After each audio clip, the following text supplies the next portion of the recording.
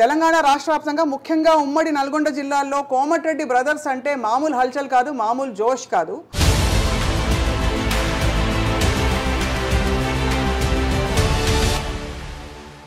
బీజేపీలో ఉన్న కొద్ది కాలం గుండెలు మీద చేసుకుని ఎట్లుండేది మీకు పరిస్థితి?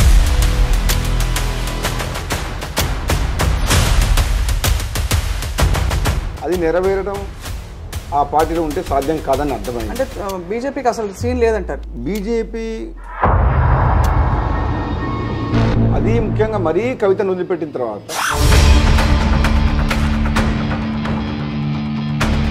ప్రజలలో బీజేపీ బీఆర్ఎస్ ఒకటే ఏదో అండర్స్టాండింగ్ వచ్చిన భావన గ్రామాల్లోకి వెళ్ళిపోయింది. రైట్. ఇప్పుడు కాంగ్రెస్ పార్టీకి తిరిగి వచ్చారు.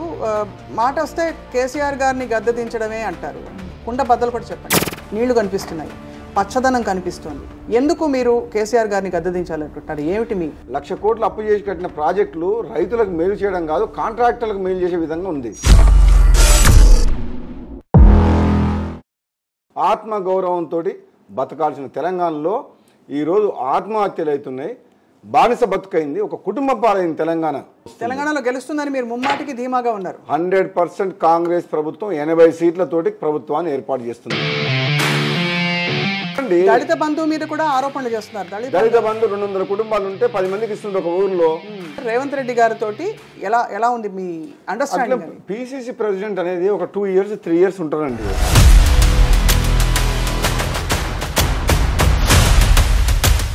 కానీ మాకు ఒక శత్రుత్వం, వ్యక్తి పర్మనెంట్ శత్రుత్వం ఏం లేదు. ఒకవేళ నిజంగా మంచి పనులు చేస్తే వాళ్ళ మీద వాళ్ళకి నమ్మకం ఉంటే బై ఎలక్షన్ పోయినప్పుడు నన్ను ఓడగొడుతుంది 100 మంది అవసరమా? ప్రభుత్వ యంత్రాంగం అవసరమా?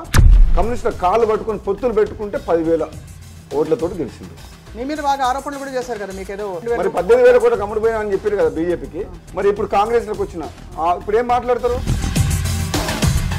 నేను ఆనాడే చెప్పిన, ఈ ప్రపంచంలో నన్ను కొనే శక్తి పుట్టలేదు, పుట్టపోదు. నా పదవి త్యాగం చేసి ఈరోజు మునుగోడులో ప్రతి గ్రామంలో రోడ్లు, మీ అందరికీ మేలు జరిగింది. ప్రభుత్వాన్ని మీ కాళ్ళ దగ్గర తీసుకొచ్చిన, ప్రజల కోసం వెనకడుగు, ప్రజల కోసం తలదించుతా. కానీ తప్పు చేసి నన్ను ఎన్నుకున్న ప్రజలు తలదించుకునే పని నేను ఎప్పుడు చేయను.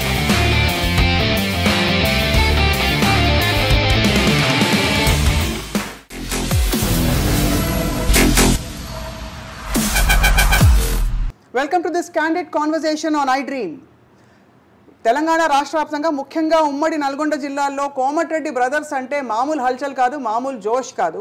కాంగ్రెస్ పార్టీకి చాలా సేవలు అందించి మధ్యలో చిన్న జలక్ చూసాము. రాజగోపాల్ రెడ్డి గారు భారతీయ జనతా పార్టీకి రావడం, అక్కడ మళ్ళీ బై ఎలక్షన్లో పోటీ చేయడం, తర్వాత వచ్చిన పరిణామం, అండ్ ఇప్పుడు లేటెస్ట్గా మళ్ళీ సొంత గూటికి అంటే ఇంటికి మళ్ళీ తిరిగి రావడం అనే పరిణామం గురించి మాట్లాడబోతున్నాం. తెలంగాణ రాజకీయాలు వేగంగా మారుతున్నాయి.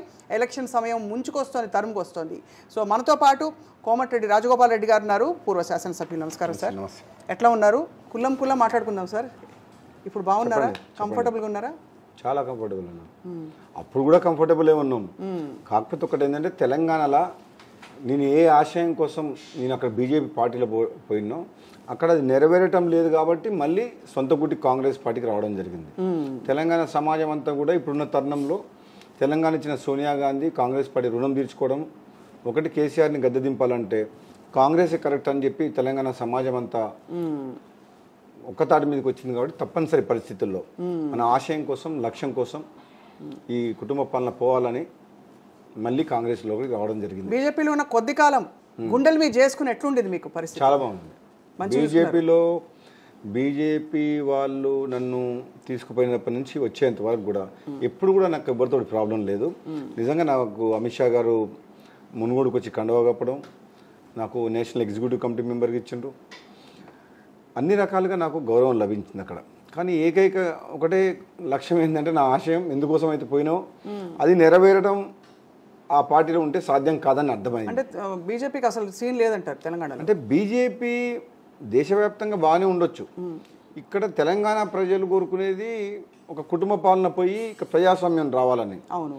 అయితే బీజేపీ ఏదైతే అవినీతి మీద చర్యలు తీసుకోలేదో దాంతో తెలంగాణ ప్రజల్లో అవినీతి మీద ఎందుకు యాక్షన్ తీసుకోవట్లేదని అనుమానం ఒకటి.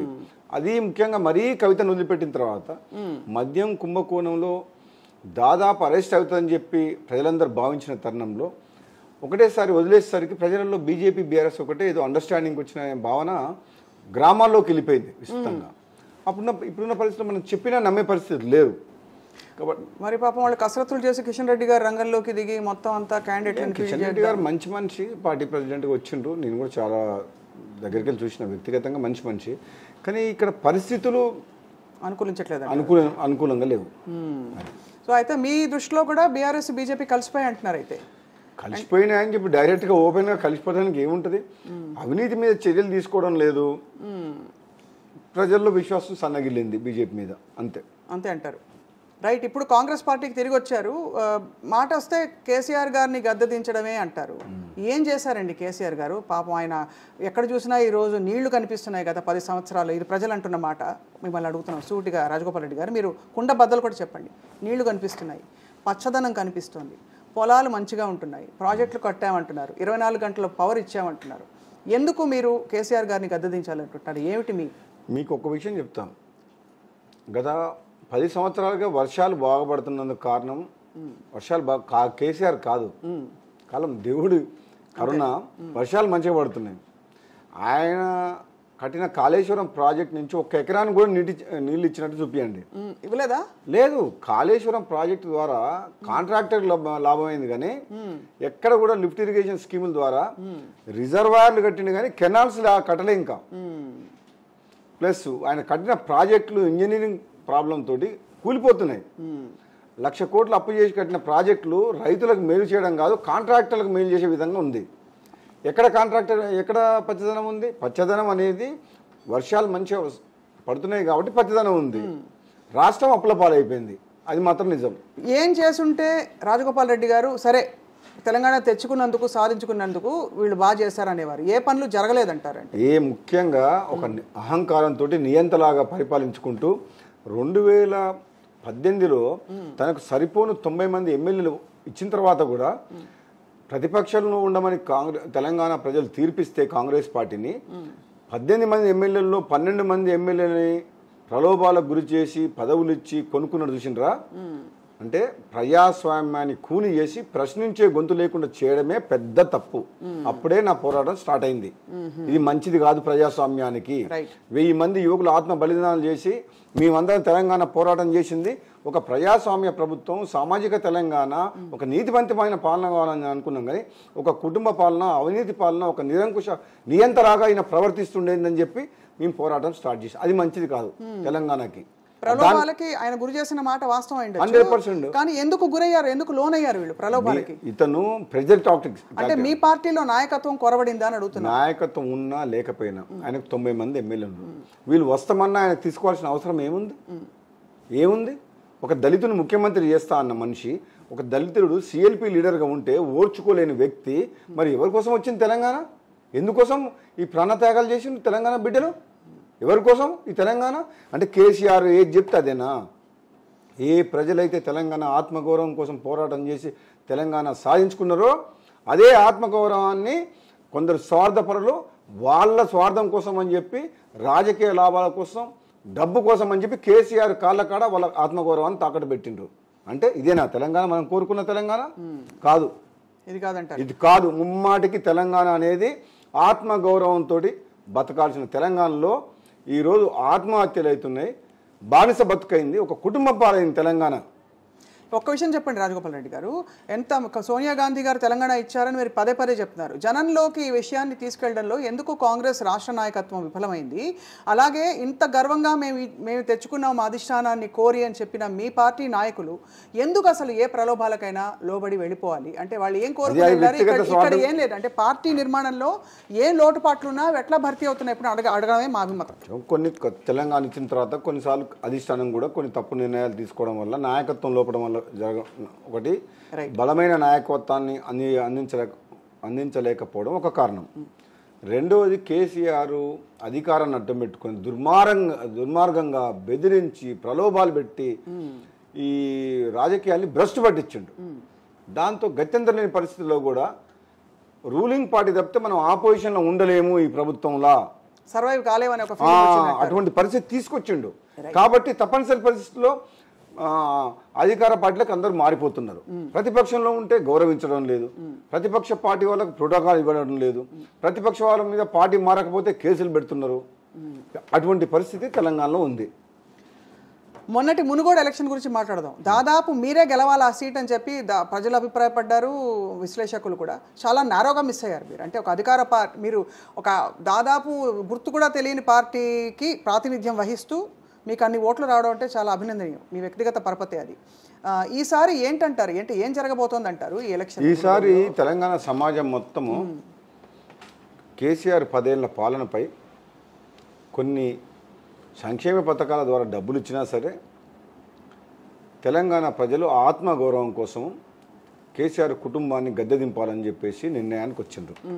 రెండవది, తెలంగాణలో ప్రజాస్వామ్య ప్రభుత్వం కోరుకుంటుండ్రు. కేసీఆర్ తర్వాత కావాల్సింది కేటీఆర్ కాదు, ఈ కుటుంబ పాలన రాచరిక వ్యవస్థకు వ్యతిరేకము అని చెప్పేసి వాళ్ళు తెలంగాణ ప్రజల మనసులో వచ్చింది. కాబట్టి డెఫినెట్గా కేసీఆర్ని గద్దె దింపేందుకు తెలంగాణ ప్రజలు నిర్ణయం తీసుకుంటారు.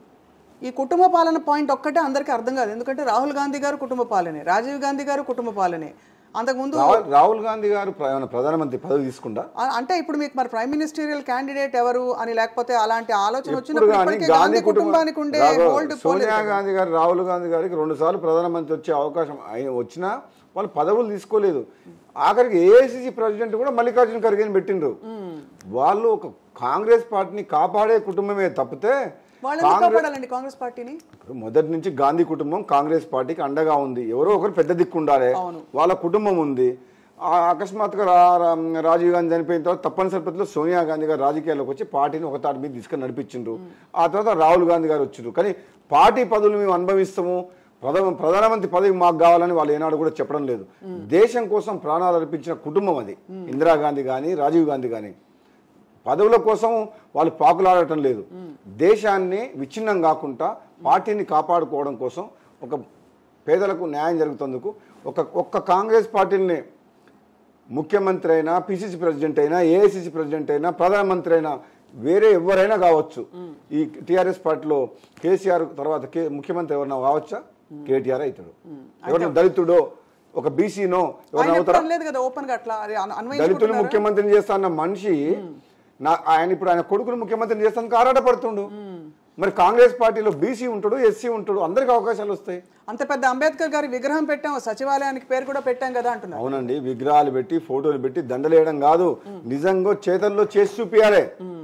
మరి ఒక సిఎల్పి లీడర్ దళితులు గట్టి విక్రమార్క గారిని ఎందుకు తీసేపించినట్టు? అంటే ఒక ప్రజాస్వామ్యాన్ని కూని చేసినట్టే కదా.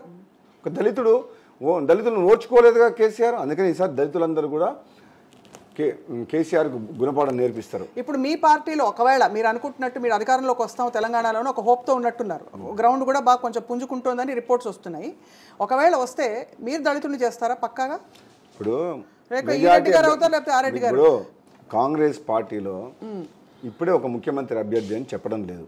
కాంగ్రెస్ పార్టీ అధికారంలోకి వస్తే మెజారిటీ సభ్యుల అభిప్రాయం తీసుకొని అధిష్టానం నుంచి ఒక అబ్జర్వర్ వచ్చి మెజారిటీ ఎమ్మెల్యేల అభిప్రాయం తీసుకొని ముఖ్యమంత్రి అభ్యర్థిని ప్రకటిస్తారు. అది సంప్రదాయం. ఇక్కడ అడుగుతారు, అది ఆ ప్రజాస్వామ్యం అంతర్గత ప్రజాస్వామ్యం టీఆర్ఎస్ పార్టీలో ఉందో? అది పార్టీ అంతర్గత వివరణ కదా సార్. ఇదేమో నేషనల్ పార్టీ. ప్రజాస్వామ్యం ఇక్కడ ఎక్కువ ఉంటుంది. ఇక్కడ మీరు కావచ్చు, నేను కావచ్చు, ఇంకోరైనా కావచ్చు. అక్కడ మాత్రం కేసీఆర్ అవుతాడు, లేదంటే ఆయన కొడుకు అవుతాడు. మీ పాయింట్ పక్కాగా అర్థమైంది సార్. నేను ఒకటే అడుగుతున్నాను, కాంగ్రెస్ పార్టీ అధికారంలోకి వస్తే మీరు ప్రజలకు చెప్పడానికి, అణగారిన వర్గాలకి ప్రాతినిధ్యం వహించడానికి ఫలానా వ్యక్తి రాబోతున్నాడు అని మీరు అనౌన్స్ చేయగలుగుతారా? అప్పుడైనా ఆ చర్య తీసుకోగలుగుతారా? లేకపోతే మరోసారి ఎలా అయితే కాంగ్రెస్ లో రకరకాల ఫ్యాక్షన్స్ ఉంటాయి, అందులో ఎస్సీ, ఎస్టీ, బీసీ, ఓసీ అన్ని రకాల ఎమ్మెల్యేలు ఉంటారండి. అవును, ఉంటారు. కరెక్ట్. మెజారిటీ అభిప్రాయం తీసుకొని వాళ్ళు ముఖ్యమంత్రి అభ్యర్థిని నిర్ణయిస్తారు. ఇక్కడ నువ్వు ఇతను ముఖ్యమంత్రి అని చెప్పి హైకమాండ్ శాసించదు. సిఎల్పిలో అందరి అభిప్రాయ సేకరణ అయిపోయిన తర్వాత వాళ్ళు ప్రకటిస్తారు. అది మంచి సంప్రదాయము. అది అంతే అంటారు. అంతే. అండ్ ఈసారి సార్ మీ అంచనా చెప్పండి, ఎలా ఉంది తెలంగాణలో? ఒక్కసారిగా కర్ణాటక ఫలితం తర్వాత పుంజుకున్న తర్వాత కాంగ్రెస్కి హోప్ వచ్చిందంటారా, లేక రేవంత్ రెడ్డి గారి సారథ్యం వచ్చాక హోప్ వచ్చిందంటారా? ఇక్కడ బేసికల్గా దేశవ్యాప్తంగా 10 ఏళ్ళు కాంగ్రెస్ పార్టీకి దూరంగా ఉన్న మైనార్టీలు కానీ ఇతర అన్ని వర్గాల ప్రజలందరూ కూడా ఈ ప్రాంతీయ పార్టీకి ఓట్లు వేస్తే వీళ్ళు భారతీయ జనతా పార్టీకి సరెండర్ అయిపోతున్నారు. కాంగ్రెస్ బలహీన పడితే మా అందరికీ రక్షణ లేదు, కాంగ్రెస్ పార్టీనే ద్వారానే అందరికీ న్యాయం జరుగుతుంది, అన్ని వర్గాల ప్రజలకు, కులాలకు మతాలకు అతీతంగా కూడా కాంగ్రెస్ పార్టీ అందరినీ కాపాడుతుందనే ఒక లక్ష్యంతో ఈసారి అన్ని రాష్ట్రాల ప్రజలు కర్ణాటక, తమిళనాడు, మధ్యప్రదేశ్, ఛత్తీస్గఢ్, రాజస్థాన్ దేశవ్యాప్తంగా కాంగ్రెస్ పార్టీ వైపు మళ్ళీ చూస్తున్నారు. అందులో భాగంగానే కర్ణాటకలో గెలిచింది, ఛత్తీస్గఢ్లో గెలిచింది, మధ్యప్రదేశ్లో గెలవబోతుంది, తెలంగాణలో గెలుస్తుంది, రాజస్థాన్లో మళ్ళీ వస్తుంది. తెలంగాణలో గెలుస్తుందని మీరు ముమ్మాటికి ధీమాగా ఉన్నారు. 100% కాంగ్రెస్ ప్రభుత్వం 80 సీట్లతోటి ప్రభుత్వాన్ని ఏర్పాటు చేస్తుంది చేయబోతోంది ఇక్కడ. రైట్. అంటే జనానికి 24 గంటలు కరెంట్ మేము ఇచ్చేస్తున్నామంటే DK Shivakumar first of all 24 గంటలు కరెంట్ ఇవ్వడం లేదంటారు. 12 గంటల కంటే ఎక్కువ ఎక్కడ ఏ వ్యవసాయానికి కరెంట్ రావడం లేదు. ఓకే, సరే 12 గంటలే అనుకున్నాం, అంటే ఇస్తున్నామని అంటున్నారు. అండ్ ఇంతవరకు కొన్ని దగ్గర 9 గంటలు వస్తుంది, కొన్ని దగ్గర 7 గంటలు వస్తుంది. టీఆర్ఎస్ ప్రభుత్వం చెప్పుకుంటుంది, పబ్లిసిటీ చేసుకుంది 24 గంటలు అని చెప్పి. నాకు తెలిసినంత వరకు 24 గంటలు ఎక్కడ ఇవ్వడం లేదు. కొన్ని గ్రామాల్లో వ్యవసాయాలు 7 గంటలు, 8 గంటలు, 9 గంటలు ఇష్టం వచ్చినప్పుడు కరెంటు పోతుంది. చాలా రకాల కరెంటు సమస్యలు ఉన్నాయి. ఈ రోజు కరెంట్ అని చెప్పేసి సింగరేణి కాలనీస్ అప్పుల్లో పోయింది, తెలంగాణ జెన్కో అన్ని అప్పులో పోయినాయి, నష్టాల్లో ఉన్నాయి. కానీ మీరు 3 గంటలు 5 గంటలు అనడం డీకే శివకుమార్ గారు మొన్న నోరు జారాలో అనేసారు, మేము కర్ణాటకలో 5 గంటలు కరెంట్ ఇస్తున్నాం అన్నారు. అది విమర్శలకి దారి తీసింది. అంటే మీ అజెండా ఏమిటి, ఎన్ని గంటలు ఇవ్వగలుగుతారు జనానికి అంటున్నారు? 24 గంటల కరెంటు చేస్తామని చెప్పి కాంగ్రెస్ పార్టీ కూడా చెప్తుంది. గతంలో కూడా 9 గంటల ఉచిత కరెంట్ ఇచ్చింది కూడా కాంగ్రెస్ పార్టీనే. ఈసారి అధికారంలోకి వస్తే 24 hours free current Congress party కొనసాగిస్తుంది, ఇంకా నాణ్యమైన కరెంట్ ఇస్తుంది. కేసీఆర్ లాగా అబద్ధాలు ఆడదు. కేసీఆర్ ఊరికే మాటలు చెప్తున్నాడు తప్పితే నిజంగా గ్రౌండ్ మీద లేదు, అది అసలు లేదంటారు. అయితే జనానికి ప్రూవ్ చేయాలి, ఎందుకంటే తెలుసండి. దళిత బంధువు మీద కూడా ఆరోపణలు చేస్తున్నారు. దళిత బంధు 200 కుటుంబాలు ఉంటే 10 మందికి ఇస్తున్నారు ఒక ఊర్లో, మిగతా 190 కుటుంబాలకు ఇవ్వడం లేదు. ఆ 10 మంది కూడా బీఆర్ఎస్ పార్టీ వాళ్ళకు, ఆ ఎమ్మెల్యే చెప్పిన వాళ్ళకి ఇస్తుంది. ఆ మాట అడిగితే దళితులందరూ దళితులే, వాళ్ళు బీఆర్ఎస్ పార్టీయా, కాంగ్రెస్ పార్టీయా, బీజేపీ పార్టీ. ఓకే అండి, మరి అందరికి ఇవ్వడం లేదు కదా. 100 మంది పేద కుటుంబాలు ఉంటే 10 మందికి ఇచ్చి 90 మందికి ఇవ్వడం లేదు. సో ఆ 10 మంది వాళ్ళకే ఇస్తారంటారు మీరు. అంతే.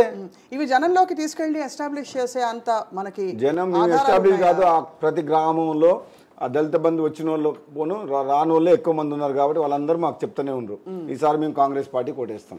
అంతే అంటారు. అంతే. కాంగ్రెస్ పార్టీలో చాలా మంది పెద్ద తలకాయలు ఉన్నారు. అంటే ఎప్పుడు కాంగ్రెస్ పార్టీ స్ట్రెంగ్త్గా చెప్పుకుంటారు, అసలు అందరూ ఉంటారు, ఎవరు ఇష్టం వచ్చినట్టు ప్రజాస్వామ్యం, డెమోక్రసీ అంటే కాంగ్రెస్ పార్టీ. దీనివల్ల మీకు అందరికీ తలనొప్పులు కూడా వచ్చి ఎవరు పవర్ స్ట్రగుల్స్ ఉన్నాయి పార్టీలో. రేవంత్ రెడ్డి గారి old Congress versus new Congress అని. వాస్తవమా రాజగోపాల్ రెడ్డి గారు? అలాగే రాజగోపాల్ రెడ్డి గారు ఎప్పుడు మా దృష్టిలో ఓల్డ్ కాంగ్రెసే, కానీ మధ్యలో మీరు ఇప్పుడు వెళ్ళొచ్చారు కాబట్టి న్యూ కాంగ్రెసా ఓల్డ్ కాంగ్రెసా? నేను కాంగ్రెస్ రక్తం అంతే బేసిక్గా. ఆ రోజు పరిస్థితుల్లో 12 మంది ఎమ్మెల్యేలు వెళ్ళిపోయిన తర్వాత జాతీయ స్థాయిలో కాంగ్రెస్ బలహీనపడ్డది, కేంద్రంలో అధికారంలో ఉంది. ఈ కేసీఆర్ అవినీతిని బయటికి తీసే శక్తి సామర్థ్యాలు భారతీయ జనతా పార్టీకి ఉంది. మోడీ గారి నాయకత్వంలో ఒక ప్రజాస్వామ్య ప్రభుత్వం ఏర్పాటు చేయొచ్చన్న నమ్మకంతో పోయినా, కానీ ఆ ఆశయం నెరవేరటం లేదు. కాంగ్రెస్ వైపు ప్రజలు మళ్ళీ చూస్తారని చెప్పి మళ్ళీ నా సొంత గుడికి వచ్చాను. మీరు రావడం శ్రేణుల్లో విపరీతమైన ఉత్సాహం, మీరు కూడా ఐ థింక్ చాలా కంఫర్టబుల్ గా ఉన్నట్టు కనిపిస్తుంది. కంఫర్టబుల్ ఏంటంటే ప్రజలు కూడా మనం బతకాలి, మన ప్రజల మనుషులు, ప్రజలు కోరుకునే పార్టీలో ఉన్నా. కానీ ఇప్పుడు అంటే నేను ఇది ఆఫ్ రికార్డ్ విన్న విషయం దట్ ఇక్కడ కోమటిరెడ్డి గారి వర్గం ఒకటి ఉంది, రేవంత్ రెడ్డి గారి వర్గం ఉంది. అలా వర్గాలు ఉన్నాయా? లేవు. కాంగ్రెస్ పార్టీ ఈసారి గెలిచే అభ్యర్థులకు టికెట్స్ ఇచ్చింది, ఎవరి వర్గం లేదు. పొంగులేటి శ్రీనివాసరెడ్డి గారు వచ్చిండ్రు టీఆర్ఎస్ నుంచి, జూపల్లి గారు మళ్ళీ కాంగ్రెస్లోకి వచ్చిండ్రు, రాజగోపాల్ రెడ్డి గారు వచ్చిండ్రు, చాలా మంది ఇతర పార్టీ వాళ్ళు కూడా ఇక్కడికి వచ్చిండ్రు. ఇందులో నుంచి కూడా చాలా మంది అంత గతంలో టీఆర్ఎస్ పార్టీలకు పోయిండ్రు, బీజేపీ పార్టీలకు పోయిండ్రు. మళ్ళీ అందరూ తెలంగాణలో కాంగ్రెస్కు పునర్వైభవం తీసుకురావని చెప్పి మళ్ళీ మాలాంటి వాళ్ళందరం మళ్ళీ వచ్చినాం. ఇది ప్రజల అది పర్ఫెక్ట్ సార్, అది అర్థమైంది. కానీ అడుగుతున్న సూటి ప్రశ్న ఏంటంటే సార్, రేవంత్ రెడ్డి గారితో మీకు అంటే కోమటిరెడ్డి బ్రదర్స్ అంటే ఒరిజినల్ కాంగ్రెస్ పార్టీ ఎప్పటి నుంచో ఉన్న వెంకటరెడ్డి గారు మీరు, సో మరి ఎలా ఉంది మీ అండర్స్టాండింగ్? పిసిసి ప్రెసిడెంట్ అనేది ఒక 2 years 3 years ఉంటారండి. ఇప్పుడు రేవంత్ రెడ్డి గారు ఉన్నారు, ఇంకో 2 years అది ఇంకో పిసిసి ప్రెసిడెంట్ ఉంటారు. మొన్నటిదాకా ఉత్తమ్ కుమార్ రెడ్డి ఉండే, అంతకుముందు పొన్నా లక్ష్మి ఉండే. ఒక వ్యక్తి గురించి అని చెప్పి కాదు, కాంగ్రెస్ పార్టీ బలహీనపడ్డది, కేసీఆర్ని ఓడించే పరిస్థితుల్లో లేదు అని చెప్పి నేను బీజేపీ పార్టీలోకి పోయినా. వ్యక్తిగత విమర్శలు ఆయన నన్ను అనొచ్చు, నేను ఆయన అనొచ్చు, కానీ మాకు ఒక శత్రుత్వం, పర్మనెంట్ శత్రుత్వం ఏం లేదు. కాబట్టి అందరం కలిసికట్టుగా కాంగ్రెస్ పార్టీని అధికారంలోకి తీసుకొస్తాం. మెజారిటీ శాసనసభ్యుల అభిప్రాయం మేరకు హైకమాండ్ నిర్ణయం తీసుకొని ముఖ్యమంత్రి ప్రభుత్వం వచ్చిన తర్వాత ముఖ్యమంత్రి అభ్యర్థిని ప్రకటిస్తుంది. సింపుల్ అంతే. ఇంకా ఇప్పుడు సూటిగా సార్, బీఆర్ఎస్ అంటే టీఆర్ఎస్ బీఆర్ఎస్ మేనిఫెస్టో అండ్ వాళ్ళ నెరేటివ్ ఏంటంటే మేము ఇన్ని చేసాం, నీళ్లు తెచ్చేసాం, ఎక్కడ చూసినా కూడా మీకు కళకళలాడుతూ కనిపిస్తుంది తెలంగాణ. వాళ్ళు చెప్తున్నాను.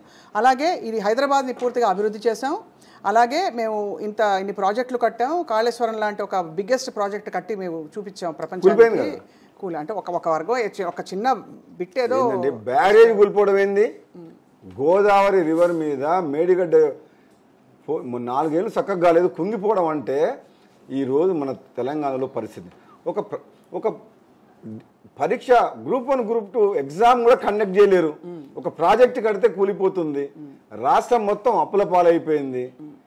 ఏం జరుగుతుంది తెలంగాణలో? అంతే అంటారు. అసెంబ్లీ నడపలేరు, అసెంబ్లీలో ప్రతిపక్షాలు మాట్లాడదామంటే మాట్లాడనివ్వరు. ఒక్క ఎమ్మెల్యేని ఓడగొట్టాలంటే 100 మంది ఎమ్మెల్యేలు రావడం. ప్రజాస్వామ్యం ఉందా? మునుగోడులో ఎంతమంది వచ్చిండ్రు? ఎందుకంత భయం? 3 నెలలు నిద్రపోలే కేసీఆర్. మొత్తం ప్రభుత్వ యంత్రాంగం అంతా వచ్చి ఒకవేళ నిజంగా మంచి పనులు చేస్తే వాళ్ళ మీద వాళ్ళకు నమ్మకం ఉంటే, ప్రజలకు వాళ్ళ మీద నమ్మకం ఉంటే, నేను బై ఎలక్షన్ పోయినప్పుడు బీజేపీ పార్టీ లేదు, నేను నిలబడ్డా, నన్ను ఓడగొడుతుంది 100 మంది అవసరమా? ప్రభుత్వ యంత్రాంగం అవసరమా? కమ్యూనిస్టుల కాళ్ళు పట్టుకుని పొత్తులు పెట్టుకుంటే 10,000 ఓట్లతోటి గెలిచిండ్రు అధికార దుర్వినియోగం చేస్తే. అంటే వాళ్ళు నిజంగా మంచి పనులు చేస్తే గుండె మీద చేసుకొని వాళ్ళ మీద వాళ్ళకి నమ్మకం ఉంటే ఇంత ప్రయోగం, ఇంత ఒత్తిడి, ఇంత దుర్మార్గంగా ప్రవర్తించాల్సిన అవసరం లేదు. సో వాళ్ళ కాన్ఫిడెన్స్ షేక్ అయింది అంటారు. షేక్ అయింది కాబట్టి 87,000 వచ్చింది నాకు, 97. ఇప్పటికి కూడా వాళ్ళని గుండె మీద చేసుకొని చెప్పండి. టీఆర్ఎస్ గెలిచిందా? బీజేపీ రాజగోపాల్ రెడ్డి గెలిచిందా? నైతిక విజయం నాదే. నైతిక విజయం మీదే. అంటే ఖచ్చితంగా మీరు చాలా గట్టి పోటీని ఇచ్చారు. అధికార యంత్రాంగం అంతా చేతిలో ఉండి కూడా ఊరుకో ఎమ్మెల్యే, మంత్రి, ఎంపీ అధికార దుర్వినియోగం చేసి ప్రలోభాలు పెట్టి, బెదిరించి, కేసులు పెట్టి, పోలీసులను పెట్టి చేస్తే అది మన కమ్యూనిస్టుల పొత్తు పెట్టుకొని చేస్తే. నేను నా లక్ష్యం కోసం పోతున్నా, మిమ్మల్ని గద్దె దిప్పుతుంది పోతున్నా, రాజకీయంగా ఎదుర్కోలేక, దమ్ము ధైర్యం లేక నన్ను వ్యక్తిగతంగా విమర్శిస్తుండ్రు, దుష్ప్రచారం చేస్తుండ్రు, కానీ ప్రజలు నమ్మరు. నేను ఎప్పుడో రోజు నిరూపించుకుంటా అన్నా. ఈ రోజు నేను కాంగ్రెస్ పార్టీలోకి వచ్చిన, మరి కేంద్రంలో అధికారంలో ఉంది, మరి నాకు మీ మీద బాగా ఆరోపణలు కూడా చేశారు కదా, మీకేదో అమ్ముడు పోయినామని చెప్పింది. అమ్ముడుపోయారు 2000 మరి 18,000 కోట్లకు అమ్ముడు పోయినా అని చెప్పారు కదా బీజేపీకి. మరి ఇప్పుడు కాంగ్రెస్లోకి వచ్చిన ఇప్పుడు ఏం మాట్లాడతారు? నేను ఆనాడే చెప్పిన, ఈ ప్రపంచంలో నన్ను కొనే శక్తి పుట్టలేదు, పుట్టపోదు. కాంట్రాక్ట్ ఇచ్చిండ్రు కదా, అమ్ముడు పోయిన అన్నారు కదా, ఇప్పుడు నేను వచ్చి ఎందుకు కొట్లాడుతున్నా అంటే ఆ రోజైనా ఈ రోజైనా నా ఆశయం, లక్ష్యం కోసం పనిచేస్తున్న తప్పితే తెలంగాణ సమాజం కోసం, తెలంగాణ సమాజాన్ని కేసీఆర్ కుటుంబ పాలన నుంచి విముక్తి కల్పిస్తేందుకు నా పోరాటం చేసిన తప్పితే నాకు ఎటువంటి స్వార్థం లేదు. మీరు నమ్ముతున్నారా కవిత గారి మీద ఆరోపణలు అవన్నీ కరెక్ట్ అని? 100%. మద్యం కుంభకోణంలో ఉంది, ఇన్వెస్టిగేషన్ చేసిండ్రు, ఛార్జ్ షీట్లో పేరుంది, ఇప్పుడు సపోర్ట్ లేదు. దాని అర్థమైంది. ఇక్కడ జనసేన పాత్ర ఏమైనా ఉందంటారా? అసలు జనసేన అనే పార్టీ ఉందని మీకు తెలుసా? ఫస్ట్ ఆఫ్ ఆల్ ఇక్కడ తెలంగాణలో పవన్ కళ్యాణ్ అభిమానులు ఉండొచ్చు, సినిమా హీరో కాబట్టి. హైదరాబాద్ సిటీలో ఉండొచ్చు చాలామంది ఆంధ్ర వాసులు, సెటిలర్స్, వాళ్ళతో కొంచెం ప్రయోజనం అవుతుందని చెప్పి పొత్తులు పెట్టుకున్నట్టు అనిపిస్తుంది నాకు. అంతకంటే తప్పేమీ లేదంటారు. అంతకంటే ఎక్కువ ఏముంటుంది ఇంకా. రాజగోపాల్ రెడ్డి గారు, మొత్తానికి అయితే కాంగ్రెస్ అధికారంలోకి వస్తుందని మీరు చాలా ధీమాగా ఉన్నారు. ప్రజలకి, మునుగోడు ప్రజలకి ఏం చెప్పదలుచుకున్నారు ఇవాళ? మునుగోడు ప్రజలకి మీ ద్వారా ఒకటి చేతులు జోడించి చెప్తున్నా, మీకోసం నా పదవి త్యాగం చేసిన, నన్ను గెలిపించినందుకు 2018లో అసెంబ్లీ సాక్షిగా మునుగోడు సమస్యల మీద ఏ ఎమ్మెల్యే మాట్లాడినా అన్ని సమస్యల నుంచి ప్రస్తావించిన, ₹1 అభివృద్ధికి ఇవ్వలేదు. ఆఖరికి కాంగ్రెస్ పార్టీ బలహీనపడితే పార్టీ మారి పదవికి రాజీనామా చేసి అమ్ముడు పోయినామని చెప్పి అబద్ధాలు ఆడిన, ఎంత చేసినా సరే పోరాటం చేసిన, నా పదవి త్యాగం వల్ల, నా పోరాటం వల్ల ప్రభుత్వం దిగొచ్చి ఈరోజు దాదాపు 1,000 కోట్ల రూపాయలతోటి అభివృద్ధి పనులు చేస్తుంది. ఒకవేళ నేను ఎమ్మెల్యేగా కొనసాగి ఉంటే ఉండి చేయలేని పని నా పదవి త్యాగం చేసి ఈరోజు మునుగోడులో ప్రతి గ్రామంలో రోడ్లు, గట్టుపల మండలం, చండూరు రెవెన్యూ డివిజన్, చౌటుపల 100 పడకల ఆసుపత్రి, చెర్లగూడెం రిజర్వాయర్, కిషరాంపల్లి రిజర్వాయర్కి భూ నిర్వాసితులకు డబ్బులు ఇప్పియడం కానీ, ఇవన్నీ కూడా రోడ్లు కానీ, ప్రతి సమస్యకు పరిష్కారం నా రాజీనామా, నా త్యాగం. నాకు పదవి పోయినా బాధ లేదు. మీ అందరికీ మేలు జరిగింది. ప్రభుత్వాన్ని మీ కాళ్ళ దగ్గర తీసుకొచ్చిన ప్రతి ఎమ్మెల్యే, ప్రతి మంత్రి మన గ్రామాల్లో తిరిగి మన సమస్యలు చూసి మీ కడుపులో తలకాయ పెట్టి ఓట్లు వేయించుకునేటట్టు చేశాను నా పదవి త్యాగం చేసి. కాబట్టి మునుగోడు ప్రజలకు ఏందంటుందంటే, ఈరోజు మళ్ళీ మీరు కోరుకున్న మీ మనసులో ఉన్న కాంగ్రెస్ పార్టీ మీరందరూ కోరుకుంటుండ్రు ఈ కుటుంబ పాలన పోవాలని చెప్పి, కాంగ్రెస్ పార్టీకి రావాలని మీ కోరిక మేరకు ఒక అడుగు వెనక వేసి మీ భవిష్యత్తు కోసం, మునుగోడు ప్రజల కోసం, తెలంగాణ సమాజం కోసం ఈ కేసీఆర్ని ఓడిస్తేందుకు మళ్ళీ ఒక అడుగు వెనక్కేసి మళ్ళీ కాంగ్రెస్ పార్టీలోకి వచ్చిన. మీరు నన్ను దీవించాలి, గెలిపించాలి. మీకోసం ఆహర్నిశలు జీవితం మొత్తం పోరాటం చేసి మీకు వెంట ఉంటాం. మేము చాలా ఎమోషన్ కనిపిస్తుంది సార్, బాగా 100%. ఆ విషయంలో మాత్రం పోరాటమే నా లక్ష్యం. వెనకడుగు వేసే ప్రసక్తి లేదు. ప్రజల కోసం వెనకడుగు వేస్తా, ప్రజల కోసం తలదించుతా. కానీ తప్పు చేసి నన్ను ఎన్నుకున్న ప్రజలు తలదించుకునే పని నేను ఎప్పుడు చేయను. రాజగోపాల్ రెడ్డి గారు, రాజశేఖర రెడ్డి గారు గుర్తొస్తున్నారు సార్. అంటే పార్టీ వైభవం ఒక టైంలో మీకు ఏమన్నా జ్ఞాపకం ఉందా వారితో కలిసి? అంటే రాజశేఖర రెడ్డి గారు అంటే మా అభిమాన నాయకుడు, మా సోదరు వెంకటరెడ్డి గారికి గురువు. 2009లో నేను ఎంపీగా ఎన్నికైన ఆయన నాయకత్వంలో ఈ రోజు కూడా మాట తప్పము మడమ తిప్పను అనే మాట ఆ రోజు రాజశేఖర రెడ్డి గారు ఏ విధంగా ఉన్నారో మా అభిమాన నాయకుడు ఆయన మా గుండెల్లో ఉన్నాడు. ఈ రోజు రాజగోపాల్ రెడ్డి కూడా ప్రాణం ఉన్నంత వరకు మాట ఇస్తే మాట తప్పను, తప్పు చేయను, తల వంచను.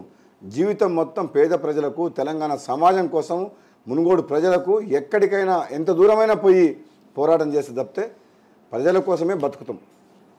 రైట్, తప్పకుండా ప్రజాస్వామ్యం గెలవాలి రాజగోపాల్ రెడ్డి గారు. అలాగే ప్రజల కోసం చేసే మంచి పనులు, మీ ఆశయాలన్నీ నెరవేరాలని చెప్పి మేము కూడా మనస్ఫూర్తిగా ఆకాంక్షిస్తున్నాం. మళ్ళీ మునుగోడు గ్రౌండ్ లో కలుద్దాం.